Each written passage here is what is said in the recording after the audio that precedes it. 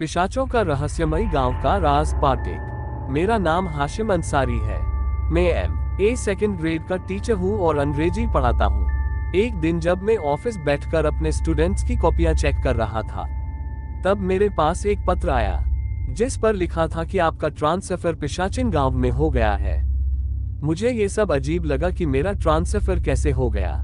मैंने इसके बारे में शिकायत की तो कमेटी ने बताया उस गांव के टीचर का देहांत हो गया है और वहां एक अंग्रेजी के टीचर की जरूरत है, इसलिए तुम्हें वहां जाना होगा। मैं ये सोच रहा था कि मैं यहाँ ठीक था, ये बकवास है, अब मुझे इतना दूर उस गांव में जाना होगा। मैंने उस गांव का नाम पहले कभी नहीं सुना था। कैसा अजीब नाम था, पिशाचिन।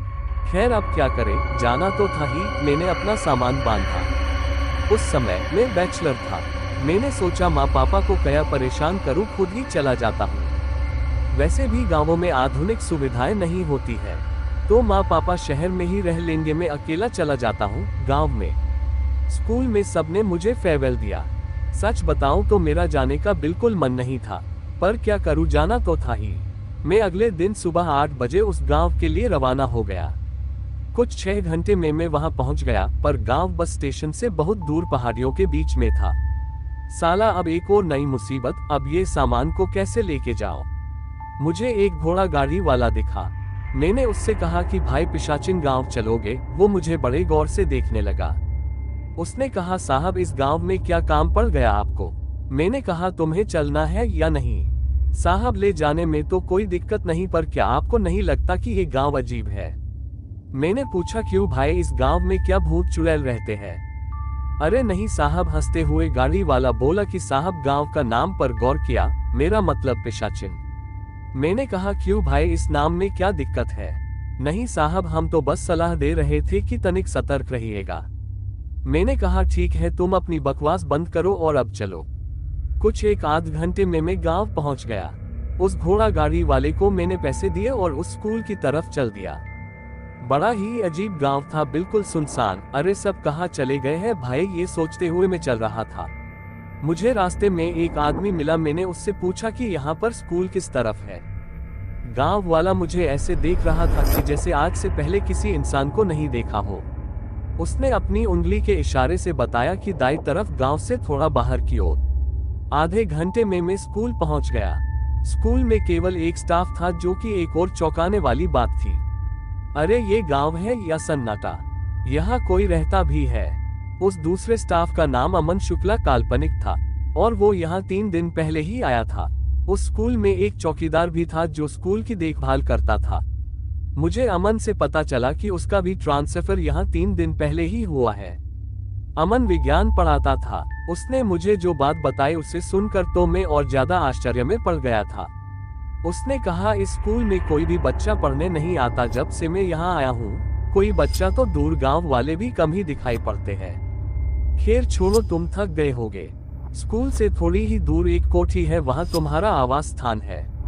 अब तुम जाओ, मैं तुम्हें वहाँ शाम को मिलता हूँ। पर एक बात याद रखना, उसके पीछे मत जाना, चाहे कुछ भी हो जाए। मैं हैरत में था, किसके पीछे ना जाओ, यहाँ कोई परिंदा भी है क्या। गाँव में तो कोई दिखता नहीं। परिंदा नहीं है, जो भी है बस बोलता है मेरे पीछे आओ, मेरे पीछे आओ। उसके बाद तुम कहाँ गए किसी को नहीं पता। मैं ये सुनकर डर गया। अमन हंसते हुए बोला, अरे डर गए का, हम तो तनिक मजाक कर ही रहे तुमसे, ऐसा तो यहाँ का चौकीदार बोलता है। तुम चिंता ना करो, आराम करो, शाम को मिलते हैं। मैं कोठी तक पहुँचा। कोठी बहुत ही पुरानी थी और ऐसा लगता था मानो कि कई सालों से यहाँ कोई नहीं रुका हो। मैं अंदर गया तो देखा कि एक खाट, एक अलमारी और एक किचन था।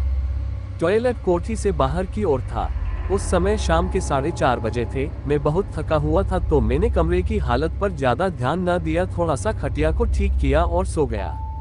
मैं खुद को गांव के बाहर पाता हूँ। चारों तरफ अंधेरा था, पर कुछ धुंधला धुंधला दिखाई दे रहा था।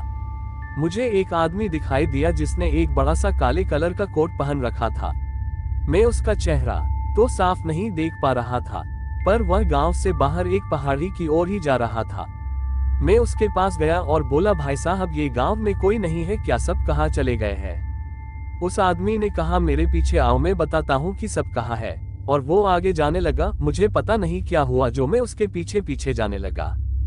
पहाड़ी पर एक बड़ा सा महल बना हुआ था। वो आदमी महल में चला गया। मैं भी उसके पीछे पीछे ही चल रहा था। मैं महल के दरवाजे के पास आके रुका।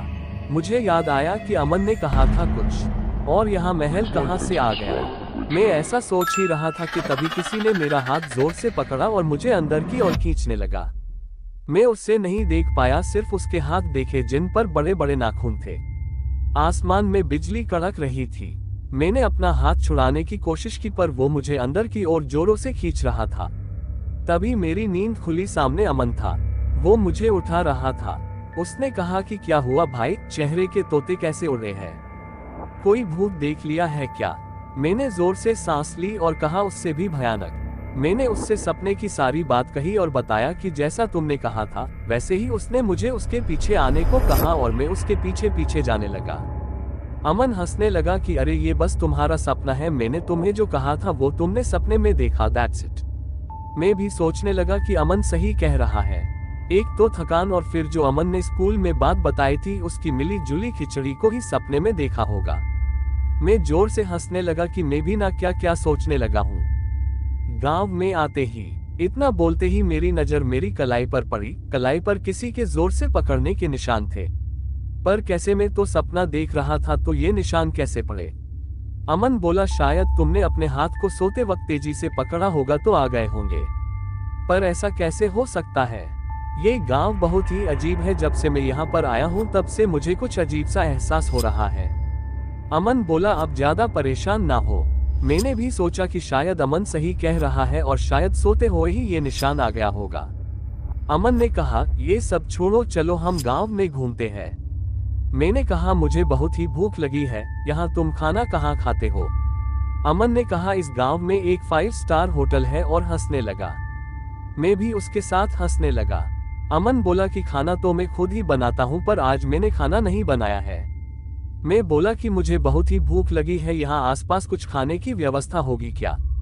हाँ है ना, इस गांव से बाहर एक ढाबा है, वही चलते हैं। अमन बोला। मैंने कहा, ठीक है, पर चलेंगे किस चीज से? आज कहानी यहीं तक। इससे आगे की कहानी पार्ट 2 में सुनाई जाएगी। दोस्तों, इस कहानी में मजा आने वाला है, इसलिए इस सीरीज से जुड़े रहिए। इस सीरीज के कई भाग हैं, तो बने रहे हमारे साथ और प्लीज चैनल को सब्सक्राइब कर दो।